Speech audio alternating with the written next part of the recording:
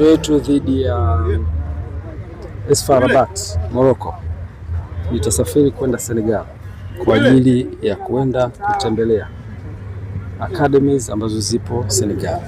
Wote mnajua Senegal sasa hivi ni mabingwa wa Afrika, lakini ni moja katika nchi ambayo inatengeneza vipaji vikubwa sana vya mpira katika umri mdogo kwenye ukanda wetu wa Afrika, na haijaje kwa bahati mbaya. Wana a lot of academies in Dakar na maeneo mbalimbali ya Senegal.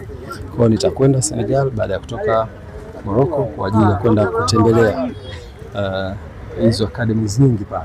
Nitakuwa pale kwa siku 2 kwa ajili ya shughuli maalum, kwenda kujifunza na kuona wenzetu academy zao wamezifanyaje, zina investment ni kubwa kiasi gani, walianzia wapi, wamefika wapi sasa hivi, na methodologies kadhaa wanazitumia kwa ajili ya kutengeneza wachezaji. Watu wa mikoani wanaulizia engineer, mnafika lini kwao?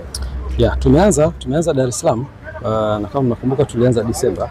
Kwa huu ndio mwezi wetu wa pili, Januari.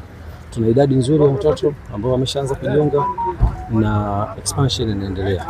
Dhamira yetu ni kufanya Dar es Salaam, na plan yetu ni kwamba tunavyokuwa na kile kituo kimoja ambacho kipo tayari sasa hivi pale Panga, dhamira ni kufungua vituo vingine katika maeneo mbalimbali ya Dar es Salaam, kwa sababu hata Dar es Salaam demand ni kubwa.